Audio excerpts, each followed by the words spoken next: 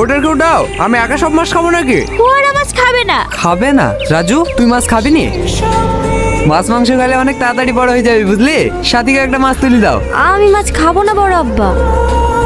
তুমি আজকে রাজুকে মেরেছো কেন? তোমাকে সাথে বলিস তাই না? বাড়িতে কিছু হলে অন্য তোমাকে কি বলবে? সাথে আমাকে কিছু বলেনি, তুমি কেমন সেটা আমি জানিনি নাকি? হ্যাঁ, তুমি তো সবই জেনে বসে আছো।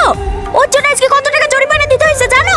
যত টাকা দিতে হোক, তাই বলে তুমি ওকে ওইভাবে মারবা? এখন তো সব দোষ আমারই। থাকো তুমি ওদের খেলি, আমি থাকবো না।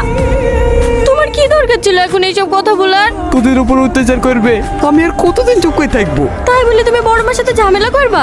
ও সব বাদ দে, তোরা খেলে। ভালো আছেন খালাম্মা? হ্যাঁ মধু, ভালো আছি। তুমি ভালো আছো? হ্যাঁ খালাম্মা ভালো আছি। ও বুড়ি আর জামাই আসলো না কেন?